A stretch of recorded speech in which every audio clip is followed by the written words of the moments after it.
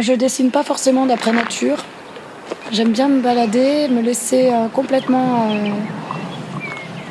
prendre par ce que je vois. Et c'est plus au retour à l'atelier que j'ai envie de dessiner. J'aime bien profiter pleinement de ce que je vois quand je me promène.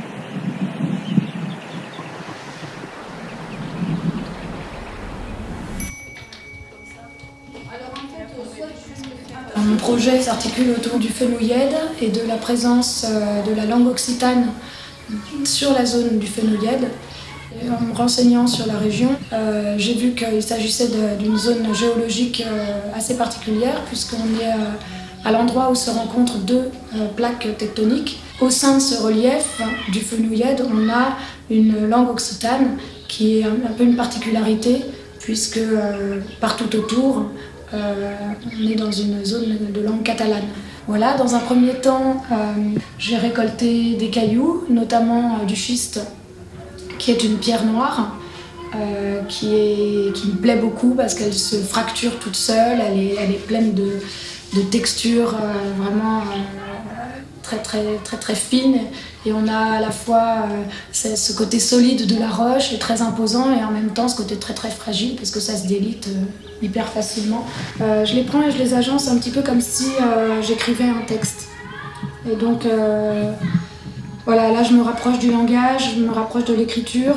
Et il y a un petit côté juxtaposition d'ossements, juxtaposition d'éléments, de petits cailloux de schiste comme ça qui me permet d'avoir des presque mots, presque phrases. Et puis mon second élément, ce sera plutôt des racines, puisque les racines plongent dans la roche, fracturent parfois aussi la roche.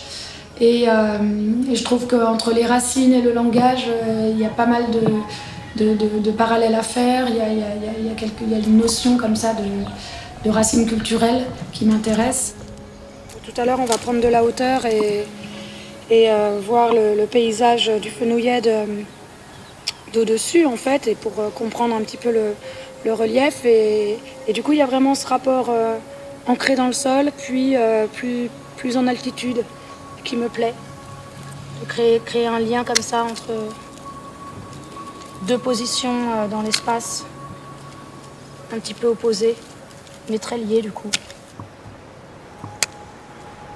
Je suis à la recherche aussi dans mes prospections de rencontres de personnes du village qui puissent me donner les mots de l'occitan parlé ici même à Maury, puisque la langue occitane, c'est une langue qui était aussi un petit peu comme un patchwork. Chaque zone géographique avait un petit peu son parler.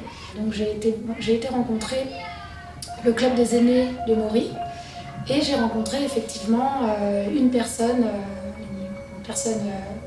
super qui s'appelle Marie-Jeanne Brassamim. Et c'est une personne qui a une très belle culture et qui peut me donner tout plein d'ingrédients, tout plein de savoirs, et qui me permet, moi, d'incruster ensuite les mots, ces mots, en fait, dans mes dessins. Et voilà, ça, c'est une rencontre qui est très précieuse et c'est vraiment l'élément que je recherchais ici à Maury. Pour la partie dessin,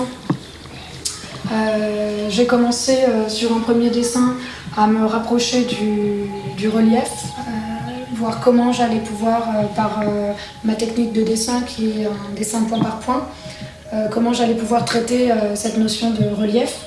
Et donc j'ai un exercice qui consiste à froisser du papier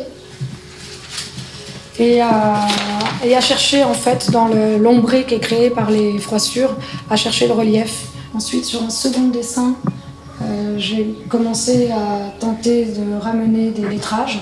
Donc là, j'ai des petites lettres un peu tampons en métal qui font penser à des lettres de machine à écrire.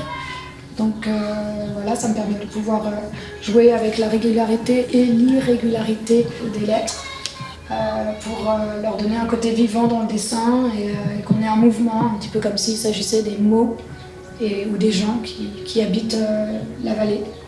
Et puis les mots, dont beaucoup de mots comme par exemple Raïsim, les racines, Camin, le chemin, Pereigos, pierreux. Ensuite, dans les agencements, j'ai aussi ce type d'installation, de mini-installation, où j'avais envie de reproduire un chaos et cette fois-ci de mêler des mots occitans. Donc ici, Rokasut, qui signifie endroit rocheux, un lieu rocheux. Et donc là, j'ai fait des moulages de lettres et je les mélange à la pierre. Voilà, je suis dans cette recherche d'assembler un petit peu ces deux éléments que sont la roche et le langage. Donc là, je suis en train de réaliser le caillou qui sera un caillou suspendu. Donc j'ai une base grillagée en dessous pour obtenir ma forme. Et puis ensuite, je passe ma pâte de carton. Hop. Qui, en séchant au soleil, sur le bord de la fenêtre, va donner une texture un petit peu rocheuse, justement. Et ça, c'est la technique que j'aborde dans les ateliers ouverts au public du mercredi à Maury, que j'ai fait à Collioure aussi, au musée d'art moderne de Collioure, et puis pour les scolaires de l'école. Et donc on travaille sur des plus petits volumes en carton, et je leur apprends à fabriquer la pâte, à la passer, et puis après on trouve des éléments un peu plus personnels et décoratifs pour venir complémenter la sculpture. Donc je leur demande de ramener des végétaux, des cailloux, des choses qu'ils trouvent dans la nature pour assembler, faire une sculpture qui soit un peu personnelle et qui mêle toujours l'élément rocheux, l'élément végétal. Donc c'est le 3e mercredi où on se retrouve tous ensemble et on a commencé par créer des structures comme celle-ci. La structure de base qui est tout en carton. Donc on les a collées, on a piqué des petites aiguilles pour fixer, pour attendre que la colle sèche.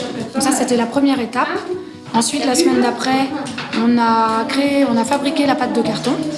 Donc je leur ai montré la recette avec l'ajout de colle, l'ajout de pigments, de sable, pas mal d'ingrédients pour que la pâte prenne bien. Et ensuite ils ont passé la pâte sur les structures. Donc là on a une structure qui était assez complexe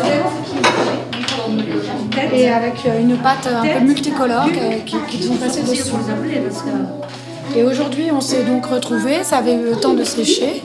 Et chacun a rapporté des branchages, des éléments végétaux trouvés dans la nature, des choses un petit peu personnelles aussi à apporter, et des pièces rapportées qu'on met sur la sculpture, voilà, pour lui donner un petit switch et lui apporter un côté végétal. Moi je tiens ta main, comme ça je te montre exactement comment tu dois poser. Tu vois, un petit peu. Ce qui est super dans cette région, c'est que quand on se balade, on prend très très vite de la hauteur et on se retourne et on a une vue sur toute la vallée. Et du coup, il y a vraiment cette compréhension du territoire et du relief qu'on peut avoir quand on prend de la distance comme ça. C'est un peu scotchant comme paysage et voilà, c'est vrai que je trouve que ça... Il y a peu de choses à dire quand on contemple ça.